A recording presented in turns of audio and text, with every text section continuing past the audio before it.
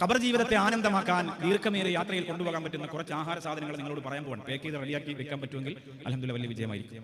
തയ്യാറല്ലേ? അള്ളാഹു തൗഫീഖ് തരട്ടെ. നമ്മൾ മരിച്ചിട്ട് കൊണ്ടുപോകുമ്പോൾ ഖബറിനകത്ത് കൊണ്ടുപോകാൻ പറ്റുന്ന കുറച്ച് ആഹാര സാധനങ്ങൾ അവിടെ വിജയിക്കാൻ വേണ്ടി. അബൂ ഹുറൈറ റളിയല്ലാഹു അൻഹു പറയാണ്, സഫരീ ത്വീൽ, എന്റെ യാത്ര ദീർഘദൂരമുള്ള യാത്രയാണ്, വസാദി ഖലീൽ, ആഹാരം വളരെ കുറവാണ്, യാത്രയ്ക്ക് കൊണ്ടുപോകാൻ ആഹാരം കുറവാണ്. ഇമാം സുഹ്റവർദി റളിയല്ലാഹു അൻഹു പറയുന്നു, കുറയ്ക്കണ്ട, നിങ്ങൾക്ക് കൊണ്ടുപോകാൻ പറ്റുന്ന പരലോക യാത്രയ്ക്ക് നിങ്ങൾക്ക് ഉപകരിക്കാൻ പറ്റുന്ന ഒരു വലിയ നിധി നിങ്ങൾക്ക് പറഞ്ഞു തരട്ടെയോ? സുബഹി നമസ്കാരം കഴിഞ്ഞിട്ട് സൂര്യോദയത്തിന് മുമ്പ് ഈ പറയാൻ പോകുന്ന 10 കാര്യങ്ങളെ 7 പ്രാവശ്യം വെച്ച് നിങ്ങൾ ചെയ്യണം എന്ന് മഹാനായ ഇമാം സുഹ്റവർദി റളിയല്ലാഹു അൻഹു പറയാൻ. നമുക്ക് ആ കാര്യം പഠിക്കാം. 10 കാര്യങ്ങളെ 7 പ്രാവശ്യം വെച്ച് ചൊല്ലണം. അതിൽ ഒന്നാമത്തത് അൽ ഫാത്തിഹ. ഒന്നാമത്തത് ഫാത്തിഹയാണ്. 7 പ്രാവശ്യം ഫാത്തിഹ ഓതുക. ഒന്നാമത്തത് ഫാത്തിഹ 7 പ്രാവശ്യം.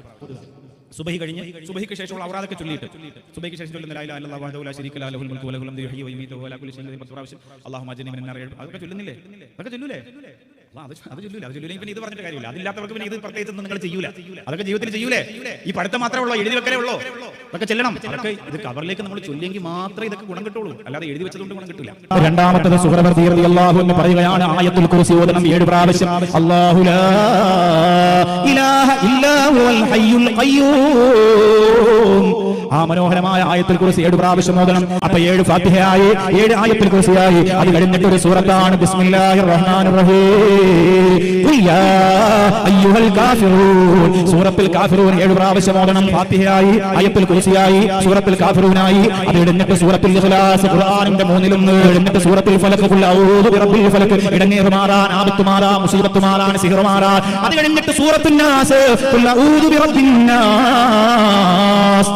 7-മത്തത് സുബ്ഹാനല്ലാഹി വൽഹംദുലില്ലാഹി വലാ ഇലാഹ ഇല്ലല്ലാഹു വല്ലാഹു അക്ബർ വലാ ഹൗല വലാ ഖുവത ഇല്ലാ ബില്ലാഹിൽ അലിയിൽ അലീം. 7-മത് ഈ ദിക്ർ നിങ്ങൾ 7 പ്രാവശ്യം ചൊല്ലണം. 8-മത് അല്ലാഹുമ്മ സ്വല്ലി അലാ സയ്യിദിനാ മുഹമ്മദിൻ നബിയിൽ ഉമ്മി വഅലാ ആലിഹി വസഹ്ബിഹി വസല്ലം. മുത്തുനബി ഇല്ലാതെ ഖബറിൽ പോകാമെന്ന് കരുതിയോ? സ്വലാത്തില്ലാതെ ഖബറിന്റെ അകത്ത് രക്ഷപ്പെടാമെന്ന് കരുതിയോ?